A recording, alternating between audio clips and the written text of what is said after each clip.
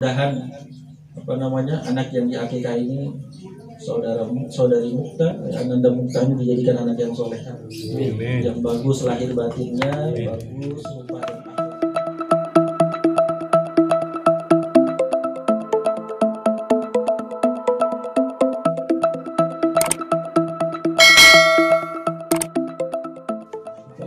Bapak Romli, Bapak Jumadi, Bapak Ma'ruf, Bapak Jamak sekalian yang dimuliakan Allah Subhanahu wa Ta'ala.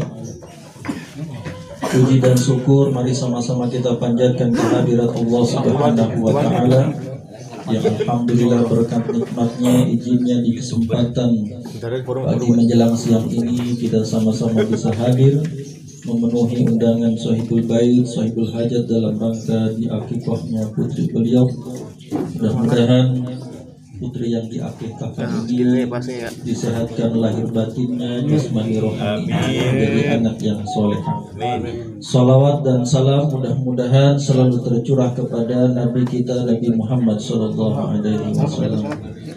yang kita sudah ada di penghujung bulan kelahiran baginda Nabi Muhammad di akhir bulan Rabiul Awal.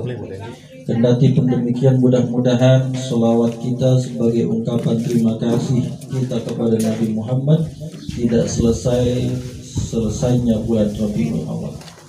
Bapak Ibu jamaah yang dimuliakan Allah Subhanahu wa Ta'ala, bicara anak-anak itu adalah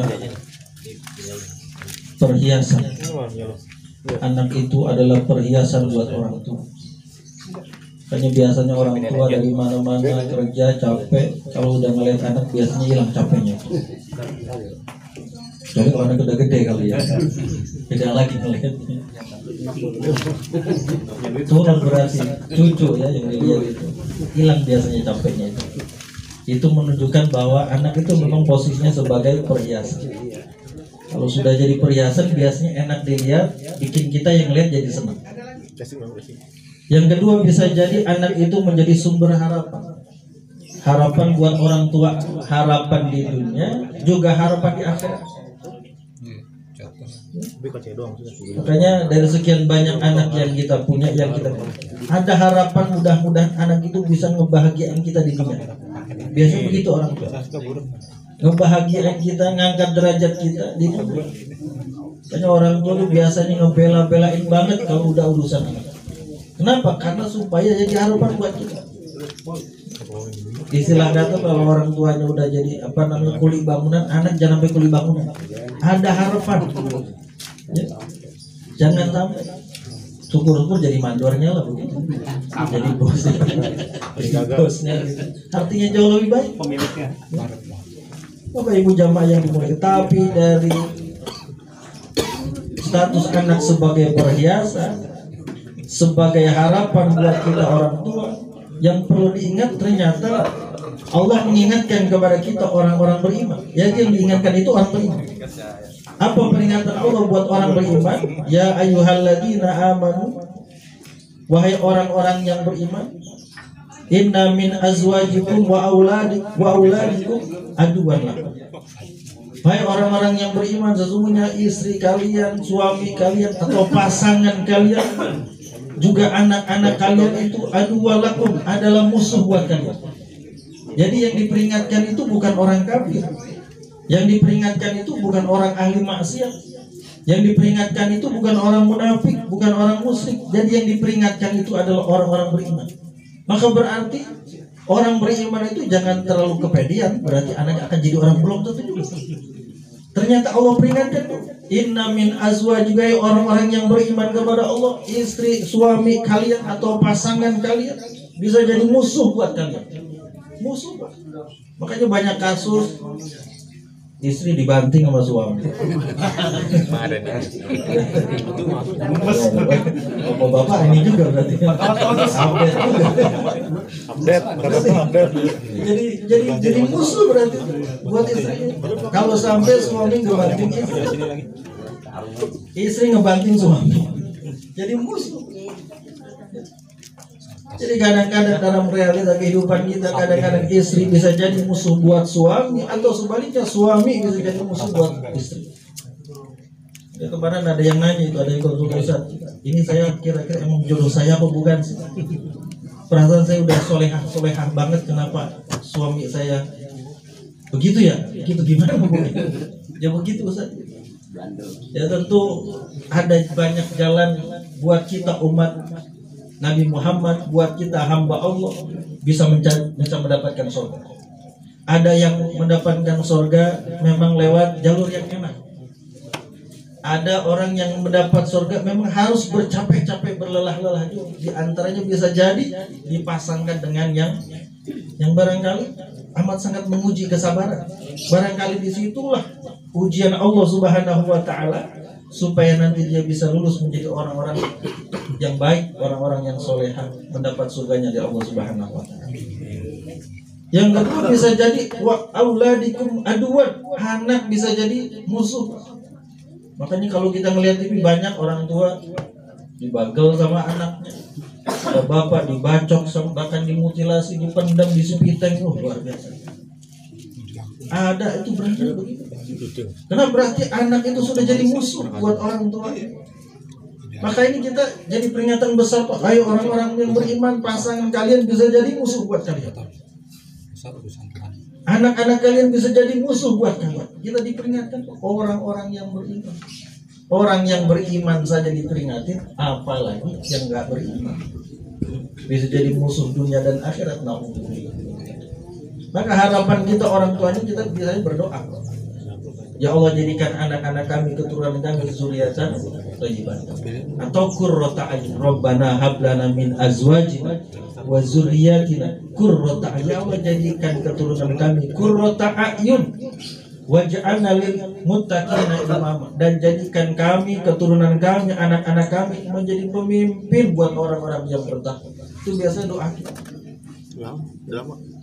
Tapi ternyata supaya kita punya anak yang qurrata a'yun, enak dilihat karena memang fisiknya enak dilihat. Bisa jadi juga fisiknya mah biasa-biasa aja, tapi dibungkus sama akhlak yang bagus jadi enak dilihat. Mukanya mah ya biasa-biasa aja gitu, semblok gitu, rada semblok, tapi akhlaknya bagus. Nggak tahu apa itu semblok. Ya, pokoknya nggak ganteng amat, nggak cantik, tapi akhlaknya bagus. Sama orang buat cium tangan, kemudian pamit segala macam, menundukkan badan ketika jalan di depan orang tua dan lain sebagainya. Sopan, akhlaknya bagus, jadi enak dilihat. Daripada tampang cantik, tampang ganteng, petantang petenteng, walaupun duit belum tentu ada juga. Mukanya meganteng tapi akhlaknya nggak bagus, jadi jelek gitu loh. Tapi kalau orang tampangnya biasa-biasa, akhlaknya insya Allah kelihatan bagus, kelihatan enak. Jangan sampai parah semblok mukanya, semblok akhlaknya itu makanya. Maka kita pengen punya anak begitu, qurrata a'yun waj'alna lil muttaqina. Tapi susah. Jadi jangankan model ibadah kita, ya kalau kata guru saya itu, ibadah kita nih ibadahnya pada somplak semua. Belum tentu benar semua. Ngarepin punya anak yang soleh susah, kecuali kalau kita terus berdoa kepada Allah. Hatta Nabi Ibrahim saja nggak pengen. Maksudnya beliau seorang nabi, bahkan seorang rasul, tetap berdoa, Robbi habli minas solihin, ya Allah kasih saya keturunan yang soleh. Padahal seorang nabi. Artinya nggak mesti seorang nabi itu otomatis kalau dia punya anak pasti akan menjadi nabi. Belum tentu juga. Ternyata beliau tetap berdoa, Robbi habli minas solihin, ya Allah kasih saya keturunan yang soleh. Sebab ternyata ada juga nabi bahkan jadi rasul, anaknya bukan nabi. Jangankan nabi, rasul aja enggak. Jangankan rasul, nabi aja enggak. Bahkan jangankan jadi rasul, jadi nabi, satu iman dengan ayahnya juga. Siapa itu kan? Ya bunaya irkam ma'ana, wahai anakku, ayo sini naik sama ayah, sama orang-orang yang beriman ke dalam satu bahtera. Sebab apa? Akan ada banjir besar.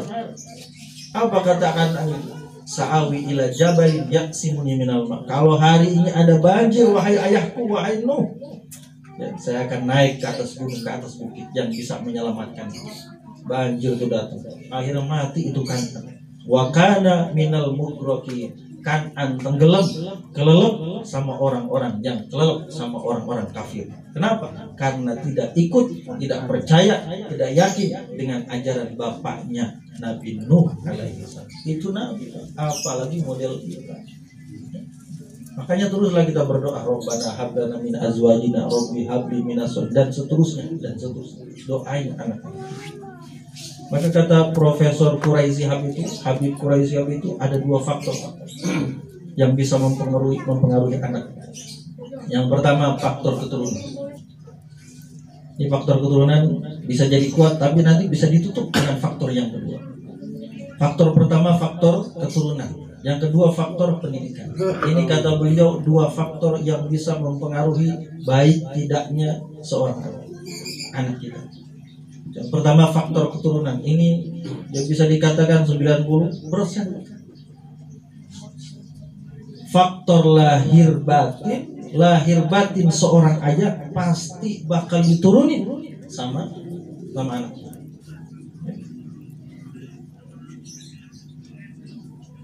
Fisiknya dia nurunin bapaknya. Biasanya bapaknya rada tinggi, dia bisa jadi anaknya itu. Secara fisik mempengaruhi.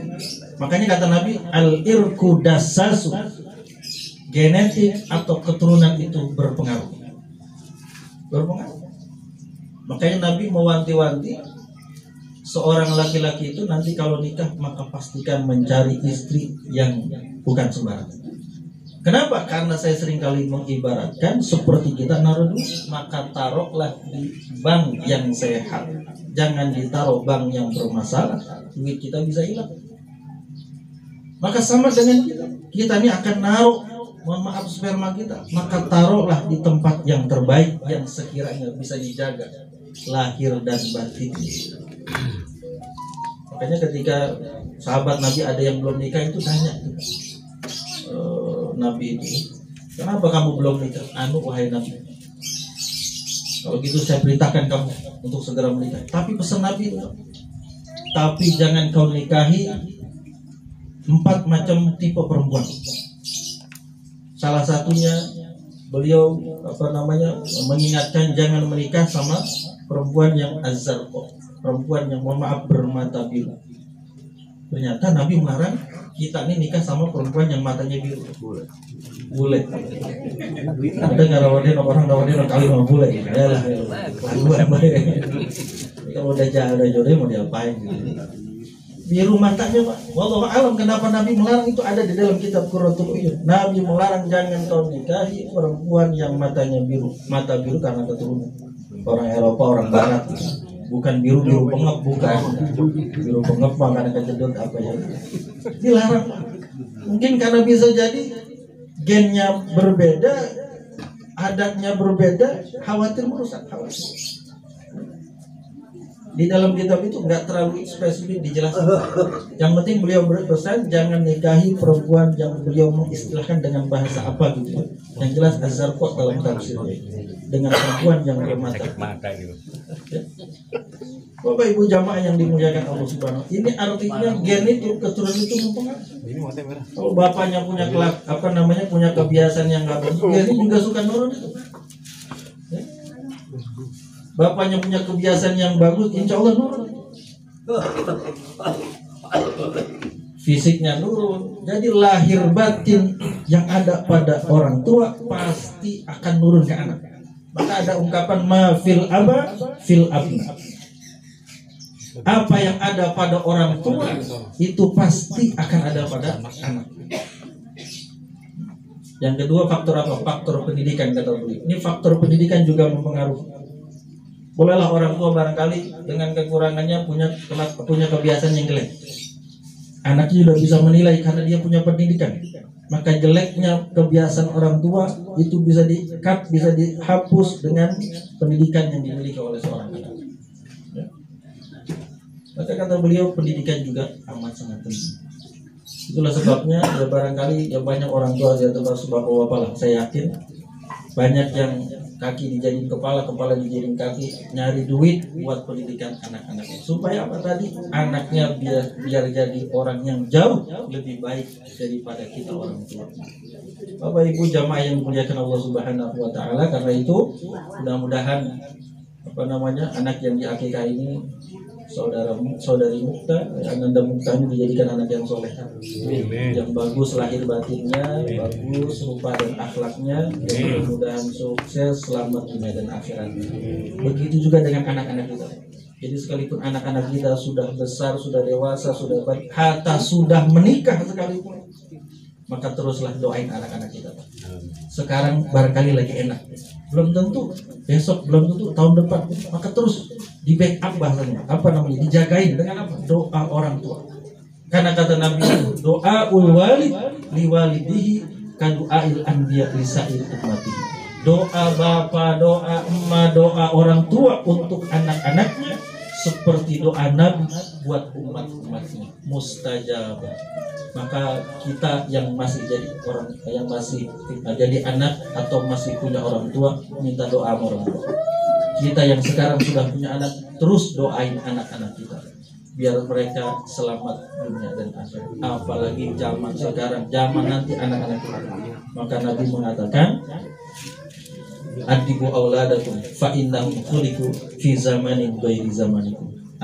Didiklah, ajarilah anak-anak kalian, sebab mereka itu dilahirkan di zaman yang berbeda dengan zaman kita. Mudah-mudahan anak-anak kita diselamatkan oleh Allah Subhanahu wa taala dunia dan akhiratnya, dan mudah-mudahan nanti kita bisa dikumpulkan sama anak cucu keturunan kita di tempat yang mulia di surga Allah Subhanahu wa taala. Sekali lagi kita doakan untuk yang diakikah Kajian Mukta Nadifah, mudah-mudahan Allah sehatkan lahir dan batinnya. Al-Fatihah li jasadi wa ruhi wa nafsi wa aqli. Kajian Mukta Nadifah Al-Fatihah.